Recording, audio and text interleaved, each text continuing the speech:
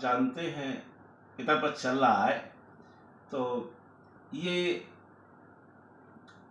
भादो मास की पूर्णिमा से लेकर के और आश्विन मास की अमावस्या तक जो है ये पितरों का एक सामूहिक पर्व मनाया जाता है।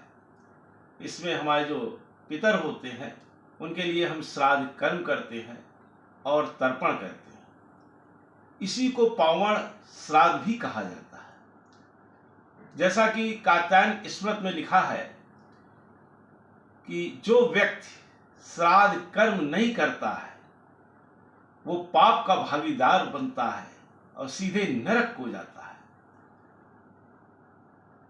अब जब आप पितरों के लिए श्राद्ध कर्म करते हैं उससे उनको उतनी संतुष्टि मिलती है जितनी कि किसी यज्ञ से या आपकी तपस्या से भी उनको उतनी तृप्ति नहीं मिलती, उतनी संतुष्टि नहीं मिलती।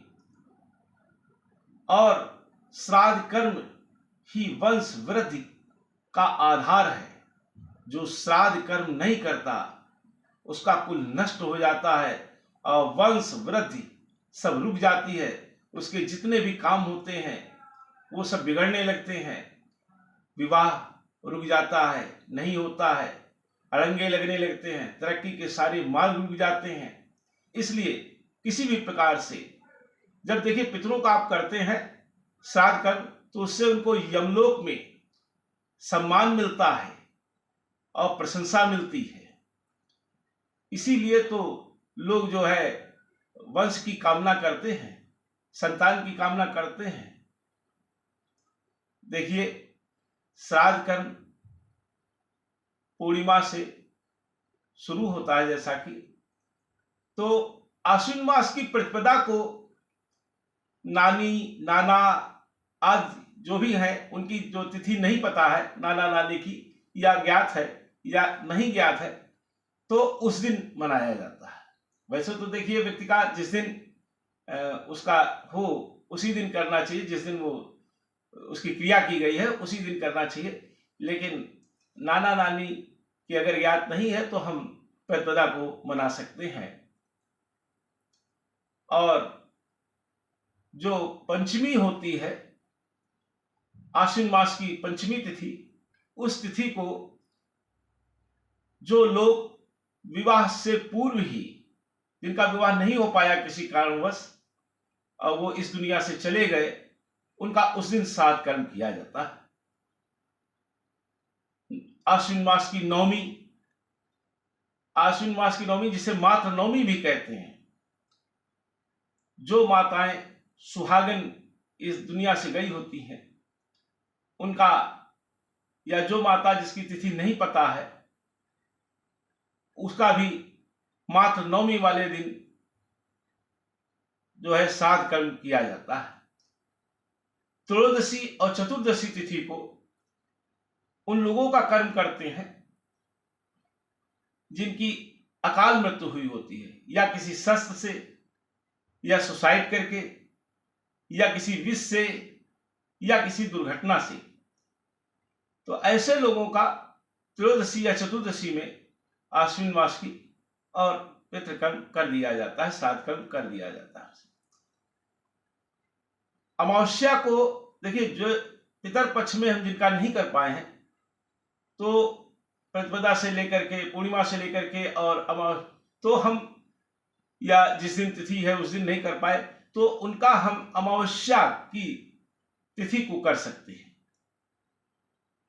या जिसका ज्ञात है अज्ञात है नहीं पता, ज्ञात है तो हम नहीं कर पाए, इसीलिए इसे महालया या सर्व पितृ विसर्जनी भी कहा जाता है। देखिए श्राद्ध कर्म क्या कहता है, वो कहता है ब्राह्मण का भोजन बहुत जरूरी है, ब्राह्मण को भोजन अवश्य ही कराएं। और जब आप श्राद्ध कर्म करते हैं तो जो अन्न बिखर जाता है, वो जो आपके पिता पिशाच योनि में होते हैं वो संतुष्ट होते हैं, उनको भोजन प्राप्त होता है। और जो आप वृक्षों में पौधों में जल डालते हैं तो उससे जो है, जो हमारे पितर वृक्ष के रूप में होते हैं वो संतुष्ट हो जाते हैं। इसके अलावा जो हम धूप बत्ती दिखाते हैं या अग्नि जलाते हैं, दीपक जलाते हैं, उससे हमारे जो देवत्व योनि में पितर होते हैं उनको संतुष्टि होती है। इसी प्रकार जैसे हम अन्न, जल और वस्त्र, तिल आदि का जो दान करते हैं, उससे जो मनुष्य योनि में हमारे पितर होते हैं वो संतुष्ट होते हैं, तृप्त होते हैं। देखिए, जो तिल होते हैं, जैसा शास्त्रों में बताया गया है कि तिल की उत्पत्ति विष्णु भगवान के पसीने से और कुश की उत्पत्ति विष्णु भगवान के रोम से हुई है। श्राद्ध कर्म ये जरूरी नहीं कि हम सोचे कि उनको पितरों को मिलेगा कि नहीं मिलेगा, वो जिस योनि में होंगे वो मिलेगा। अगर उन्होंने, बहुत से लोग इस प्रकार का विचार करते हैं कि उनका मानो जन्म हो गया हो, तो अगर वो जन्म भी हो गया होगा तो भी उन्हें प्राप्त होगा। मतलब उनको अकस्मात संपत्ति मिल सकती है, अकस्मात उनको लाभ मिल सकता है, भोजन मिल सकता है।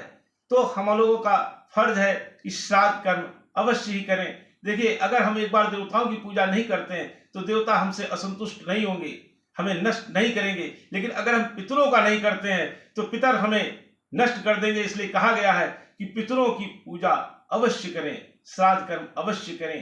देखिए, विवाह में भी आप देखते हैं पितरों की पूजा की जाती है। जो भी शुभ कर्म होते हैं उनमें भी पितरों का कहीं ना कहीं स्थान होता है, हर जगह पूजन किया जाता है। बल्कि कहा गया है नित्य ही जो है तर्पण करना चाहिए।